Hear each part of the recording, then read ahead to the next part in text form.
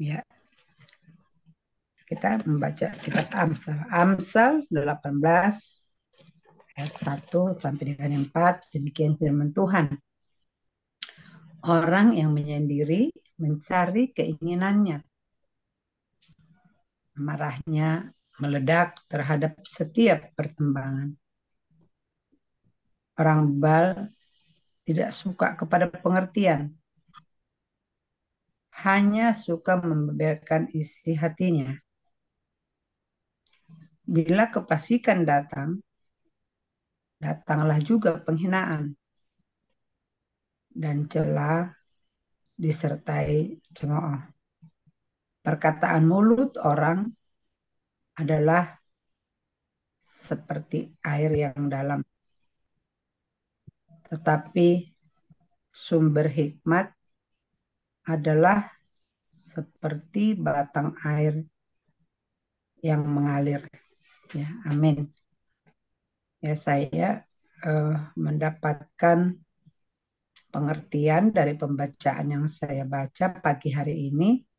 Ini merupakan nasihat kepada saya, ya, bahwa ada orang yang suka menyendiri itu, dia biasanya dia akan dia lebih percaya kepada apa yang dia pikirkan sendiri. Yang namanya menyendiri ya, jadi dia tidak suka dinasehati, tidak suka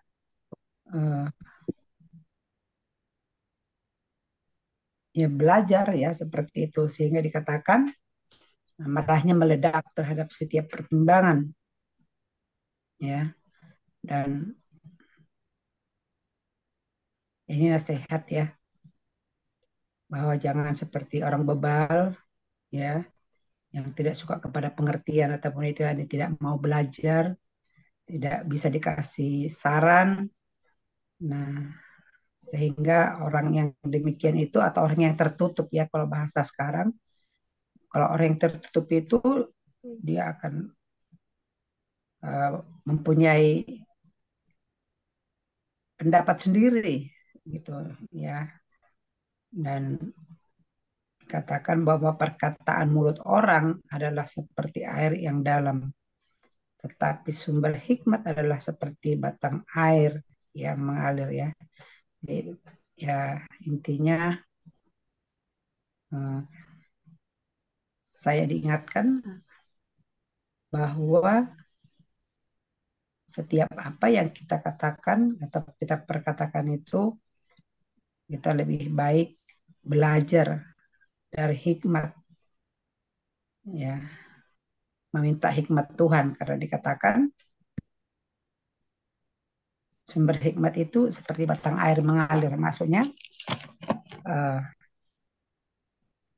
tak henti-hentinya ya.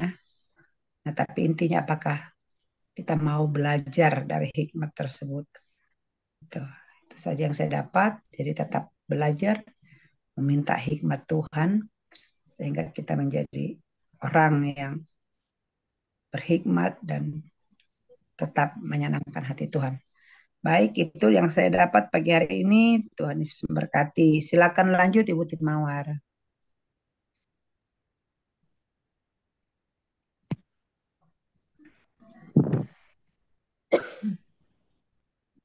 Bentar ya, Pak. Ya. Ayat 5 tadi ya, Bu. 5 sampai 8. Ya.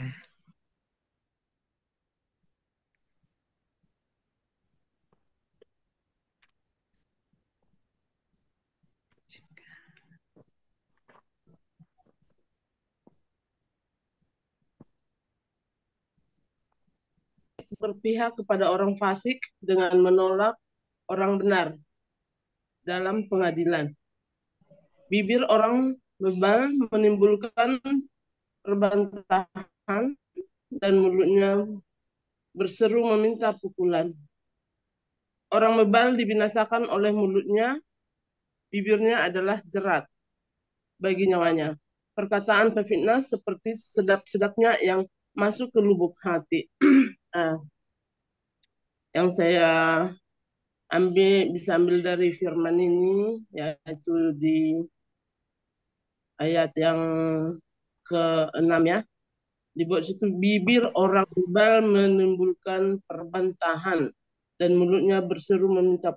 Nah, yang saya dapat pengertian dari ayat ini mungkin ya, orang yang suka um, apa namanya berkata-kata yang tidak sesuai dengan yang kenyataannya, yang suka uh, membesar-besarkan ya permasalahan.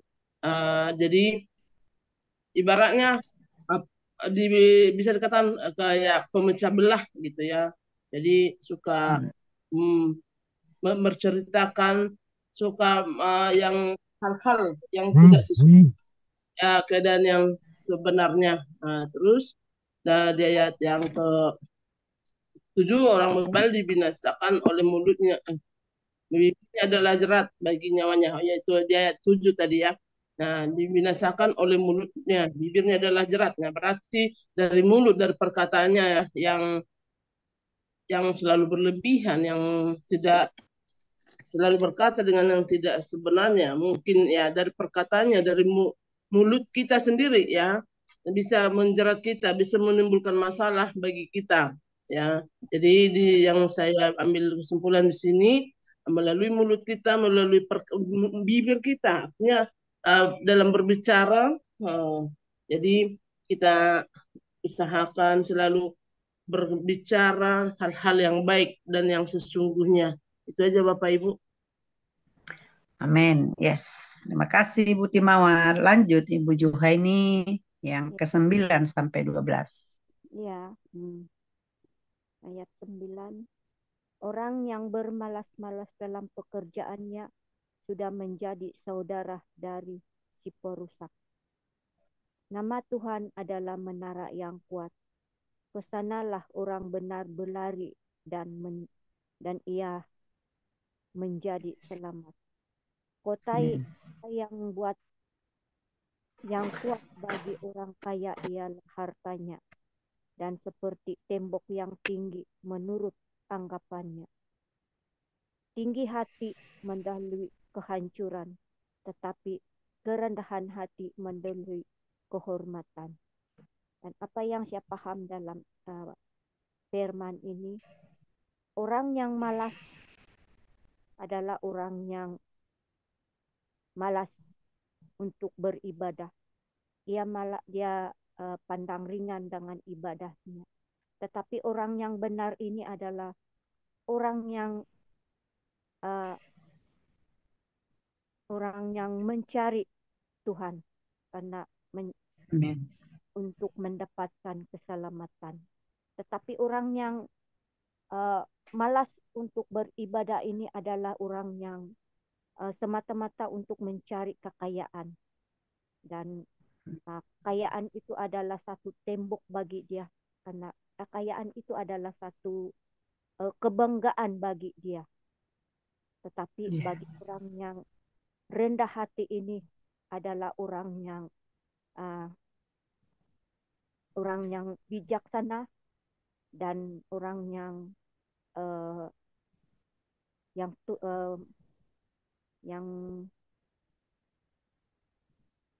rendah hati ini adalah orang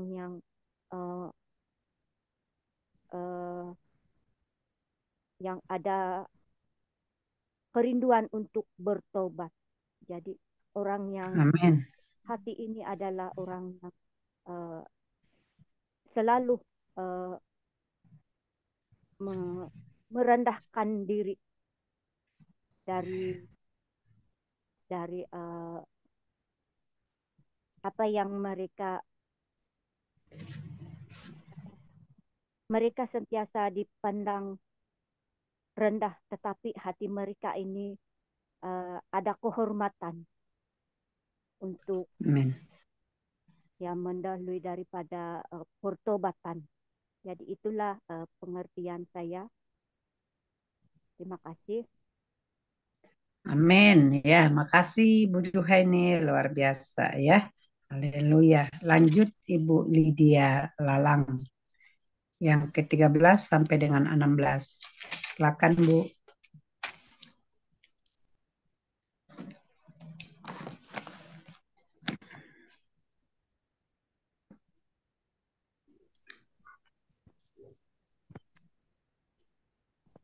Ayat 13 ya, mulai 13 ya Bu. Ya, 13 sampai 16 Bu Lydia. Iya. 18 ayat 13 hingga 16. Demikian bunyi firman Tuhan. Jikalau seseorang memberi jawab sebelum mendengar, itulah kebodohan dan kecelakaannya.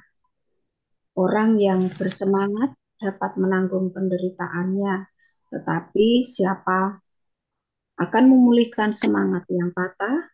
Hati orang berpengertian memperoleh pengetahuan, dan telinga orang bijak menuntut pengetahuan.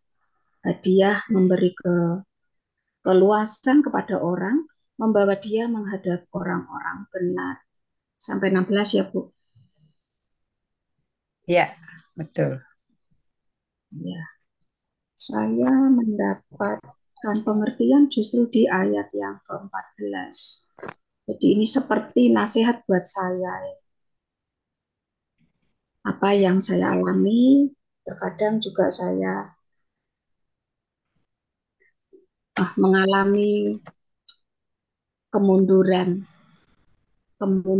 apa ya, pengharapan seperti kemunduran pengharapan seperti itu. Jadi saya kadang juga sakit kok enggak sembuh-sembuh gitu. Jadi di sini di dalam ayat 14 ini saya diharapkan untuk tetap semangat, tidak boleh menggerutu, tidak boleh patah semangat, tidak boleh patah pengharapan. Harus terus percaya kepada Tuhan. Karena begini, ya sedikit kesaksian, ketika saya mengalami stres, ketika saya mengalami kemarahan tanpa sebab, tiba-tiba saya mesti marah sama anak-anak. Di situ saya merasakan sakit yang luar biasa di seluruh saraf-sarafnya. Namun saya kembali mengingat nasihat-nasihat dokter juga. Jangan terlalu stres karena itu berpengaruh. Memang betul. Dan pagi hari ini pun saya dinasihatin kembali harus bersemangat supaya penyakit itu tidak datang, supaya kondisi saya tetap fit, tidak mengalami sakit-sakit kembali. Itu yang saya dapat. Biar terima kasih. Oke, luar biasa ya. Tetap semangat ya Bu Lydia. Dengan semangat kita bisa menanggung ataupun kita bisa keluar dari masalah kita ya. Amin. Ya, lanjut Pak Victor Hutajulu. Ayat yang ke-17 sampai 20 ya Pak, silakan. 18 ayat ke-17 sampai 20 ya. Iya Pak.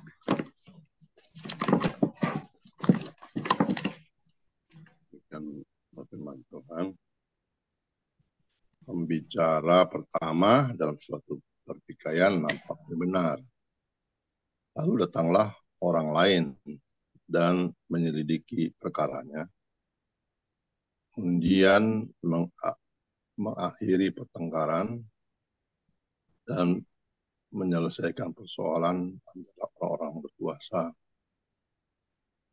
Saudara yang dikhianati lebih sulit dihampiri daripada kota yang kuat. Dan pertengkaran adalah seperti palang gapura sebuah puri. Perut orang dikenyangkan oleh hasil mulutnya, ia dikenyangkan oleh hasil bibirnya. Demikianlah firman Tuhan. Ayat 17, pembicara pertama dalam suatu pertikaian nampaknya benar, lalu datanglah orang lain dan menyelidiki perkaranya. ya ini memang uh, dibicarakan, tetapi intinya bahwa ini adalah tentang pertikaian. Ya. Pembicaraan pertama dalam satu pertikaian nampaknya benar. Lalu datanglah orang lain dan menyelidiki perkara. Jadi ya di dalam pertikaian itu belum tentu pembicaraan itu benar. Ya. Jadi perlu diselidiki juga bahwa yang mana yang benar.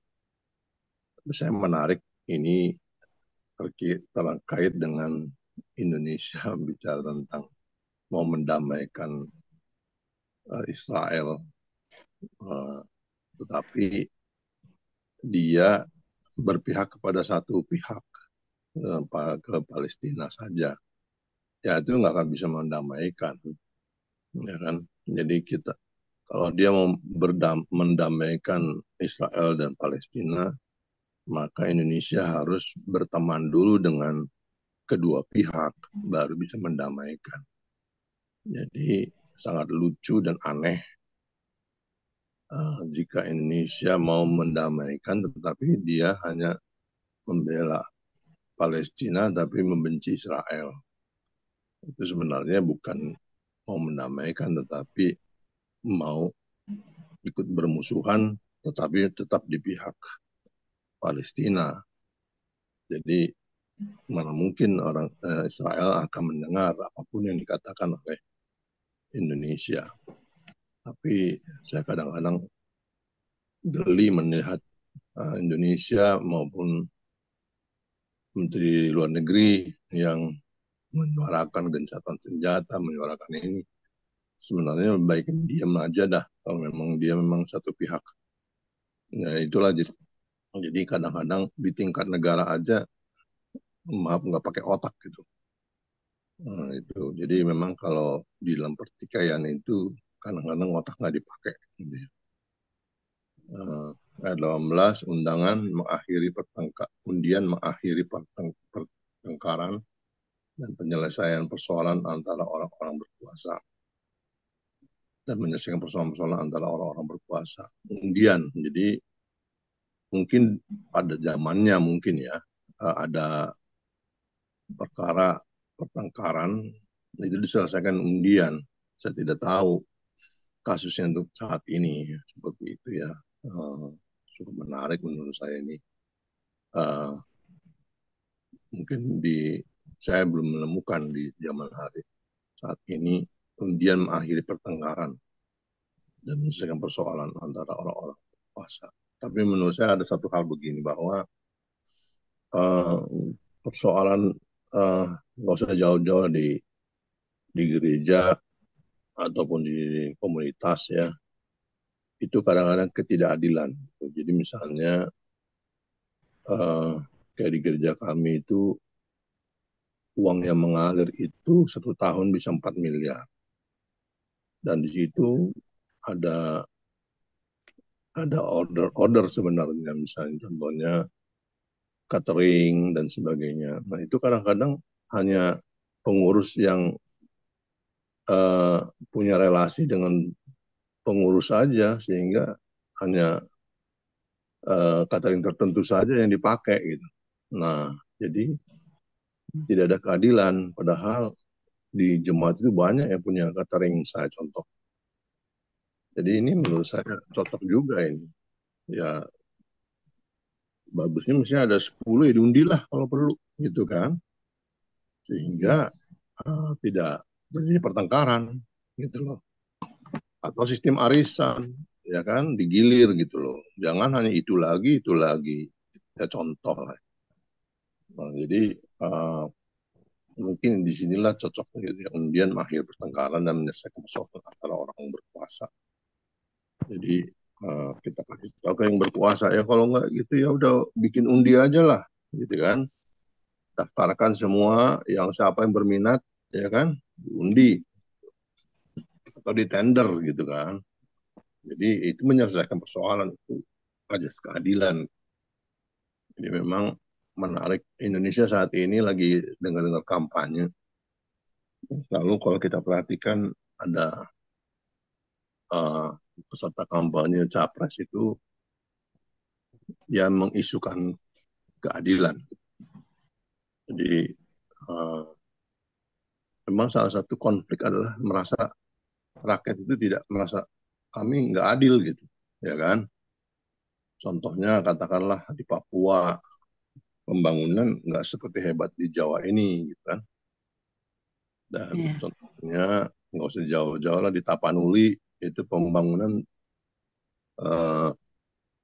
ya kurang dibandingkan di Sumatera Utara yang lainnya, gitu contohnya. Jadi kembali lagi di sini memang menarik sekali katakan dan undian mengakhiri pertengkaran dan menyelesaikan persoalan antara orang-orang yang berkuasa, jadi orang yang menjabat gitu. Yang 19 saudara yang dikhianati lebih sulit dihampiri daripada kota yang kuat. Dan pertengkaran adalah seperti palang sebuah puri. Jadi memang kalau orang sudah dikhianati sangat sulit dihampiri ya, dipertemukan di sini.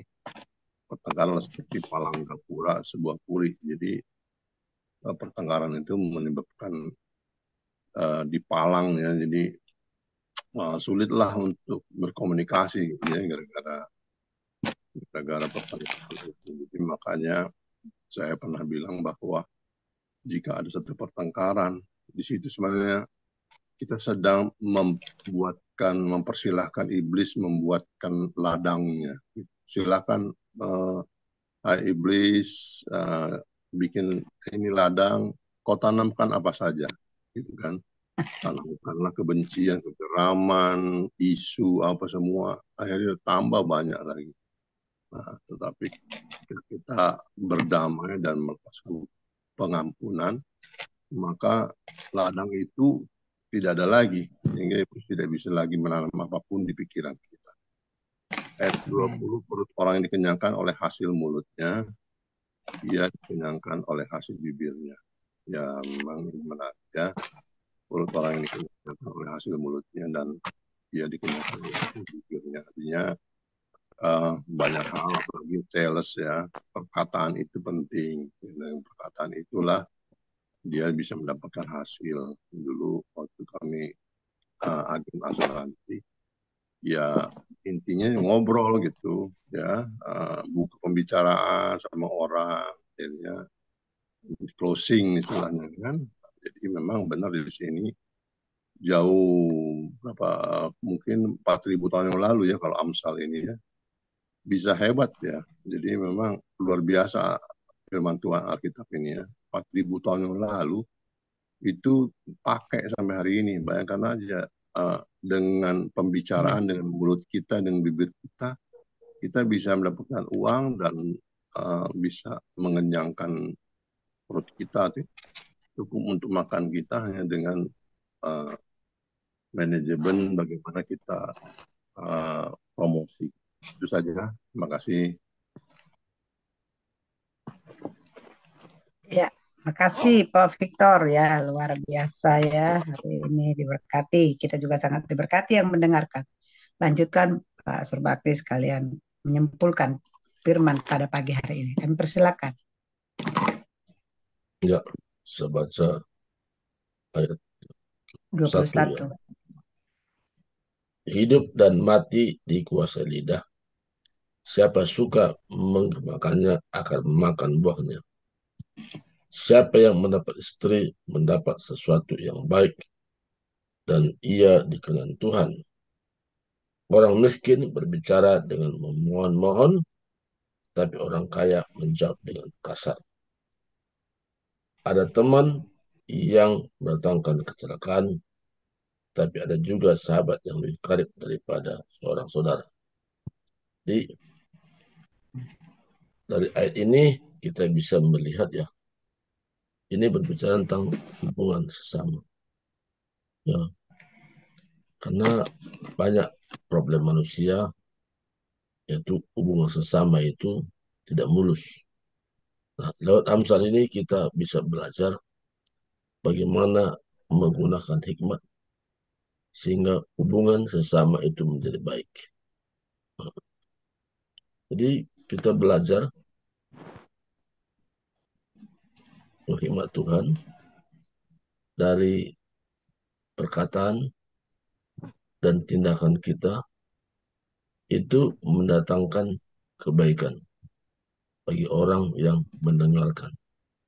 Tetapi kalau motif kita menyimpang daripada sasaran, nah ini menimbulkan pertengkaran. Jadi dalam hidup ini kita belajar supaya motif kita benar. Nah, apa motif yang benar ini? Motif benar artinya apa saja yang kita lakukan dengan segenap hati seperti untuk Tuhan dan bukan untuk manusia. Artinya kalau kita memberikan hidup kita kepada Tuhan, Tuhan yang memberikan hikmat kepada kita. Sehingga kita membangun hubungan sesama itu indah. Karena pertama kita menghindari namanya malas tadi. Malas itu kan membuat orang susah hidupnya. Malas itu jarang orang suka melihat. Makanya kita sebagai orang percaya, nilai-nilai kehidupan, the value of life ini ya, harus ada. Nah, nilai kehidupan ini kita pancarkan melalui perkataan dan juga melalui tindakan. Nah, kalau kita menampilkan melalui perkataan dan tindakan kita, membuat banyak teman, banyak diberkati, banyak dikuatkan, dan banyak diteguhkan juga. Nah, makanya dengan hikmat ini kita bisa memilah-milah yang mana tulus, yang mana bulus. Nah, tadi katakan ada teman yang mendatangkan kecelakaan. Teman tapi mendatangkan kecelakaan. Tetapi ada juga sahabat yang lebih karib daripada seorang saudara. Nah, jadi ada bedanya teman, ada beda sahabat. Sahabat karib. Jadi dengan hikmat ini kita diberikan Tuhan dengan siapa kita berhubungan karib, dengan siapa kita berhubungan sekedar teman saja, tapi tidak membangun hubungan akrab sekali. Dengan cara demikian, kita menghindari jerat-jerat iblis tadi, seperti Abdul katakan, kita tidak izinkan iblis masuk. Tapi kita membentengi hidup kita dengan hal-hal yang membuat hidup kita kehilangan dan sejahtera, kehilangan sukacita. Hari ini Tuhan mau hubungan kita sesama menjadi lebih baik. Jadi sudah pagi, coba kita ingat siapa yang saya miss call pagi. Karena semua kita punya tanggung jawab. Pasti ada yang kita mau dekat dengan mereka. Teman kita yang ikut Zoom, The Power of Love. Itu kita hubungan. Tadi kita membangun komunikasi yang baik. Bahkan ada hal-hal yang kita tidak pernah pikirkan. Tuhan bisa nyatakan. Karena kita nggak bisa maju sendiri. Tapi membutuhkan yang lain. Yang lain itu adalah sahabat karib. Bukan sekedar teman. Dengan cara demikian, saya sangat percaya bahwa hubungan sesama itu jauh lebih baik daripada sebelumnya. Kenapa begitu? karena kita tidak sekedar melangkah, tapi selalu ada komunikasi dengan Tuhan, dan kita tidak cepat-cepat menjawab, tapi kita dengan hikmat Tuhan, kita memberikan jawaban yang tepat. Tuhan mau kita betul-betul menerapkan nilai-nilai apa yang tertulis dalam firman-Nya. Amin. Ya. Nilai-nilai inilah yang harus ada, sehingga kita menjadi pelayan Tuhan yang handal. Kata pelayan Tuhan artinya kita memberikan hidup kita kepada Tuhan, Tuhan mengatur perkataan dan tindakan kita selaras dengan kehendak-Nya. Sehingga dalam hidup ini kita berkata, sungguh indah bersama dengan Tuhan. Dan itu muncul dari orang yang menerapkan nilai-nilai hikmat di dalam kehidupannya. Hanya orang yang menerapkan nilai-nilai hikmat inilah membuat hidupnya tampil beda dengan orang lain. Dan tadi kita tidak cepat-cepat memberikan jawaban, ya, tapi kita merenungkan dulu bagaimana jawabannya. Ya, walaupun hal-hal yang kelihatannya perlu kita jawab, tapi perkataan apa yang kita sampaikan sehingga membangun. Sebagai contoh, misalnya biasa ibu-ibu suka masak. Istri saya suka masak. Jadi, kalaupun kurang garam, jangan bilang hambar. Masakannya hambar gak enak. Tetap katakan, ya terima kasih sudah masak. Kita nikmati sama-sama. Tapi kalau ditambah garam lagi sedikit, tambah enak lagi. Tambah garam sedikit. Jadi kan akhirnya tambah garam. Jadi tidak terungkap kata hambar, tapi bagi yang mendengar, iya ya berarti kurang garam. Contoh begitu. Jadi kita mengungkapkan kata-kata yang membangun, hibur, menguatkan. Nah, dari mana kita bisa mengungkapkan itu? Dari kata-kata hikmat tadi. Kata-kata hikmat yang kita dapatkan dari ayat 1 sampai ayat 18, ayat 24, dan ini menjadi pedoman hidup. Tadi perkataan mulut orang adalah seperti air yang dalam. Air yang dalam. Tapi sumber hikmat adalah seperti batang air yang mengalir. Jadi perkataan kita itu bukan kita rekayasa, tapi selalu kita ada hubungan pribadi dengan Tuhan. Dan perkataan itu berdasarkan tuntunan Tuhan. Jadi hari ini Tuhan mau hubungan kita satu dengan yang lain lebih erat, lebih akrab. Bahkan ada pertemanan baru juga kita bangun dan menjadi akrab juga. Sehingga potensi-potensi yang Tuhan berikan kepada kita sebagai nyata berguna bagi semua orang. Tuhan berkati, serahkan kembali kepada Ibu Tia.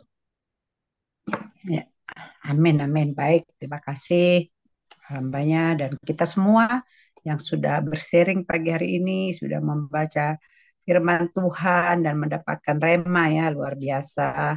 Semua kita dipakai oleh Tuhan dan juga kesimpulan tadi yang sudah dikatakan bahwa kita harus membangun hubungan terhadap sesama kita ya agar hubungan kita baik. Karena kalau hubungan kita baik dengan sesama, maka hubungan kita juga dengan Tuhan akan lebih baik.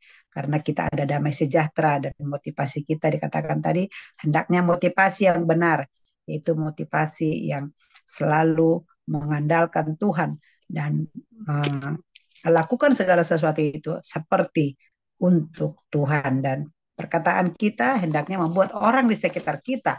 Yang pertama tadi dikatakan menguatkan, kemudian menghibur, dan menasehati. Ya, biarlah kita boleh praktek firman Tuhan ini, dan kita datang kepada Tuhan pagi hari ini.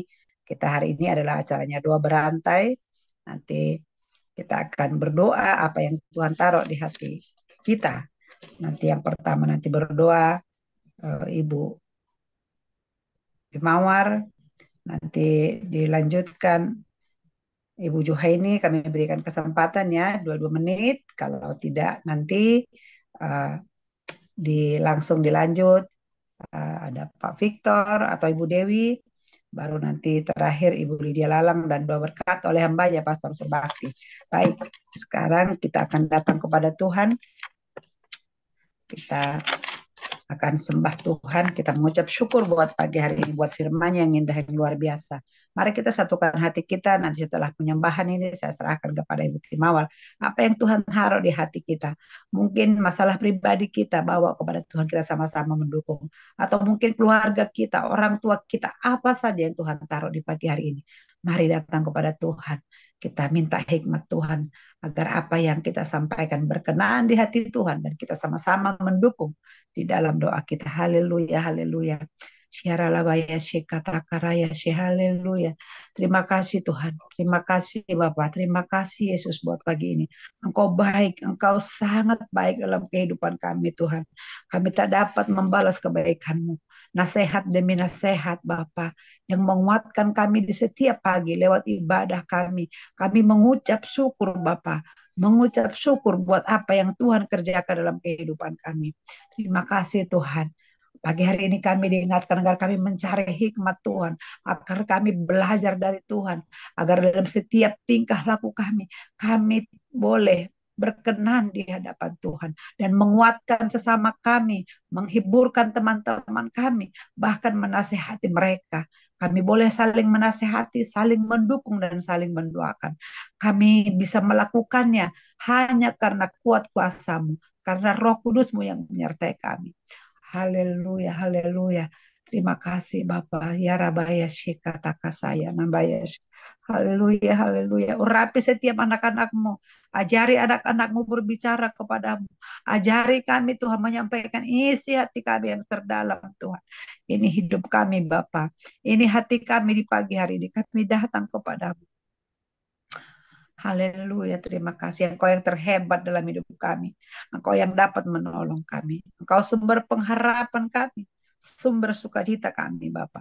Engkau baik. Engkau penuh kasih sayang dalam hidup kami. Ajar kami agar kami bisa mengerti rencana-Mu dalam kehidupan kami. Terima kasih, Bapak. Terima kasih. Haleluya, haleluya. Kita angkat pujian ini.